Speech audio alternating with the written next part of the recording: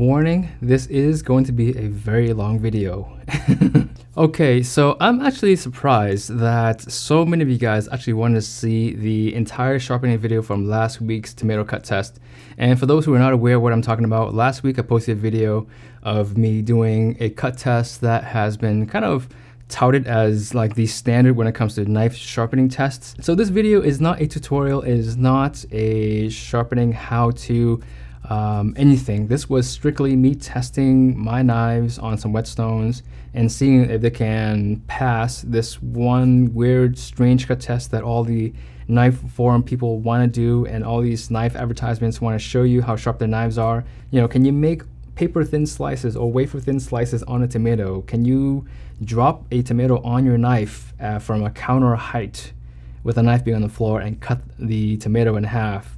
Yeah, you can, and it doesn't take anything more than 140 grit, which I will show you in the video. So the stones used in the video is the Suhiro Serax 1000, the Suhiro Oka 3000, and the Suhiro Shiramine 6000. For those who can't spell those words, I will leave them linked in the video description. So I know a lot of times when I mention names of these stones and knives, people are like, how do you spell that? I don't really flatten my whetstones pretty much ever. Except when I'm sharpening yanagibas and knives of that sort of nature. But for the most part, I basically just clean my stones after I use them. So you'll see me use this little rectangular block, and I'll do some swivels on the whetstone to remove the load up on it. That's the rust eraser. It's nothing special, it's nothing magical that I'm doing. So a couple of notes for those who are wondering. Most of the time when I sharpen my knives, I always finish on a strop. Basically a strop, what it does is pulls off micro materials from the cutting edge, and it makes your knife just a little bit cleaner. Last week I didn't do that at all with any of the stones I sharpened on. Basically I wanted to see exactly what kind of an edge you can get off of the stone themselves.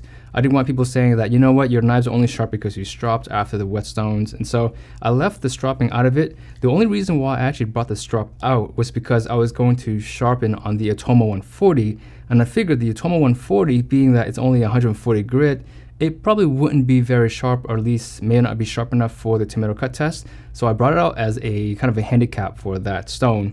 If you saw the video, you'll see exactly how sharp an edge can be, at least regards to the tomato cut test that you can get on the Atomo 140. So I never use the strop in that video, but I do use my strop normally when I sharpen my own knives and knives in the studio. And another thing I wanted to point out, a lot of folks were asking about the actual sharpening technique, because in the video, when I do my tutorials, you guys see me do the push and pull on knives that have more of a straighter sabatier profile and Japanese Gyuto profiles. The push and pull is almost exclusively what I do when I sharpen this sort of profile knife. However, in the video, I wanted to point out, I do a lot of kind of a lazy transition where I go from push and pull, but I transition from the push and pull from heel to tip and tip to heel and back and forth, versus going from tip, going all the way to the heel, that's one pass, going from tip, going all the way to the heel, that's two passes. You'll see me push and pull and literally just go back and forth between the heel and the tip.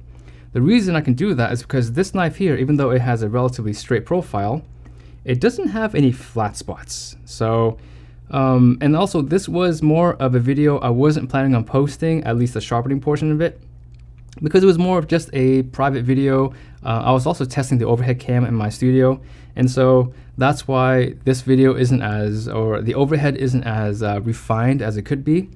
But you notice right here, there's no flat spots in this knife. Knives that have a really nice long flat spot, say from the middle of the knife to the heel, I do recommend going from tip to heel and then stopping and then going back from the tip to the heel. But with knives that have more of a nice, gentle radius from the tip to the heel, it's easier to transition from the heel to the tip and back and forth during sharpening. I just want to make a really quick disclaimer. I consider myself an average, maybe slightly above average knife sharpener. I don't consider myself an expert. And this video is not meant to shame anybody, you know, saying, oh, I've got a 1000, 5000 grit stone, but how is he able to get a sharper edge on a 140 grit plate, diamond plate, than I can get on my 5000, 6000 grit stones? That's not the point of this video. This video is strictly showing you that the tomato cut test is a completely gimmicky test, nothing more. I've had a lot of practice on a whetstone and sharpening knives, and so don't compare yourself to me, especially those who are getting into sharpening now. Don't get discouraged if you can't replicate my results in the very beginning if you guys are trying this test on your own time. In time, with practice, you guys will get very good, and most of you guys can get better than me if you guys just practice. Okay, I believe that. I truly believe that. So I will end my commentary here. For those who care, go to the last 5 minutes of the video. I'll give you guys my closing thoughts of the sharpening process and the cut test.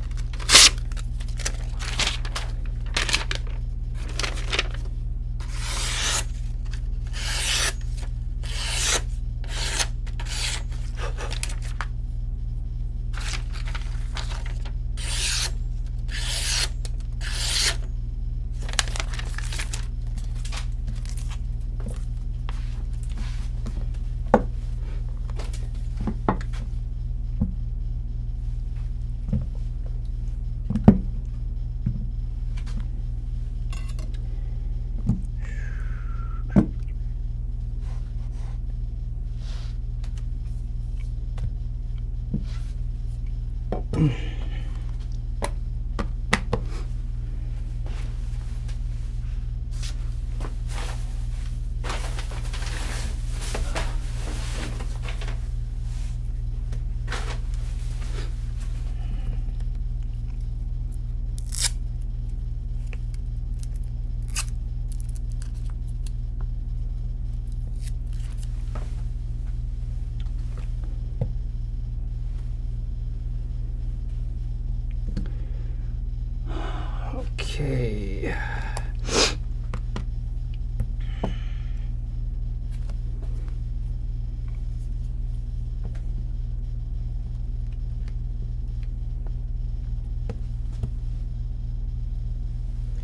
This is knife number 1.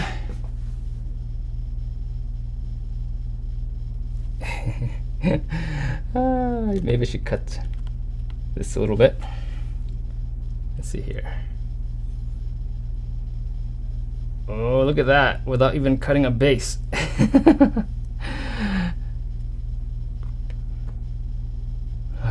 It's kind of difficult.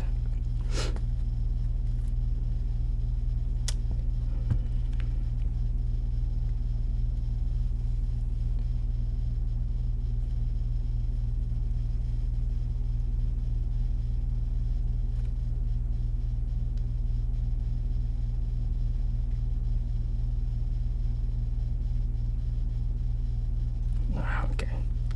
All right.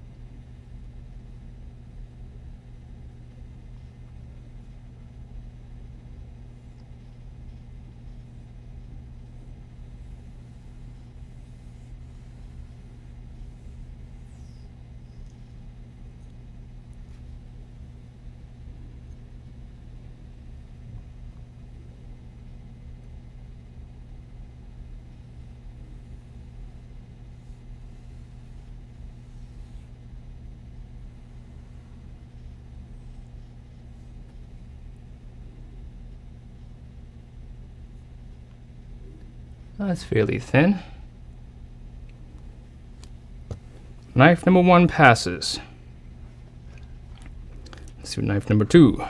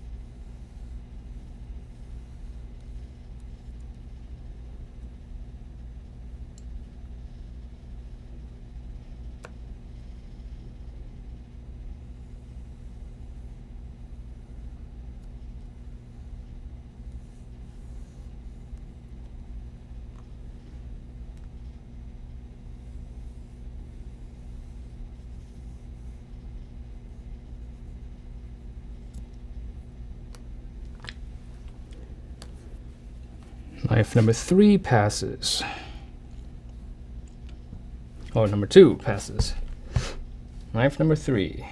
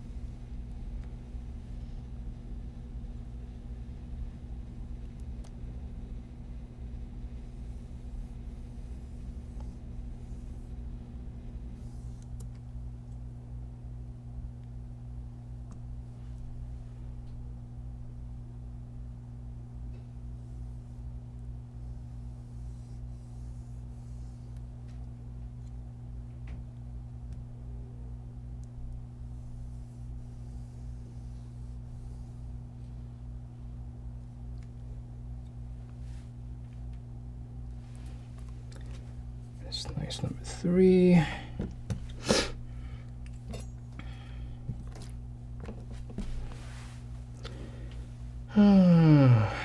Let's do this one here. Let's save that tomato.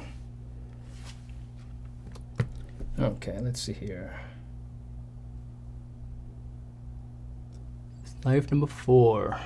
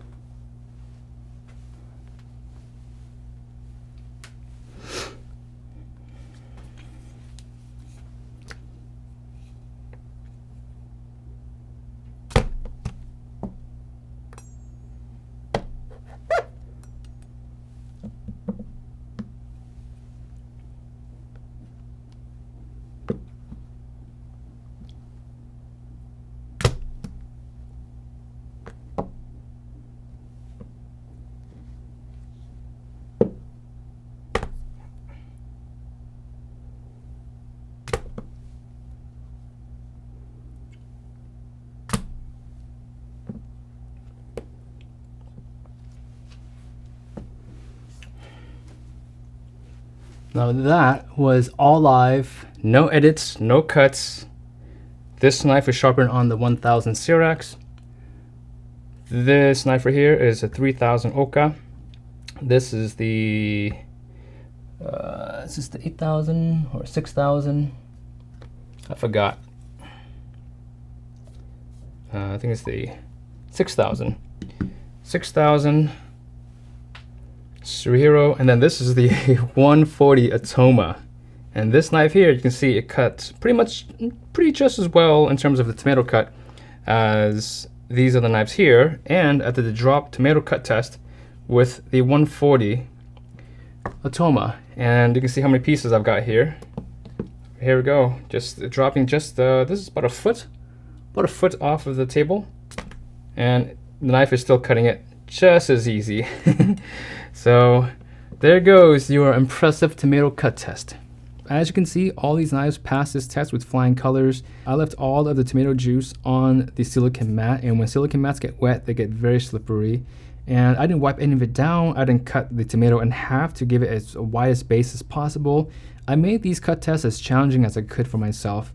And you can see, even with the coarsest plate that I've got, the 140 grit Atoma, I was able to replicate these tests no problem. Based on the comments from the last video, a number of you guys were complaining that why have I been recommending 1000, 5000, 6000 grit stones for the last few years on my channel, and now you're telling me that you can get an edge that can cut a tomato that thin on 140 grit.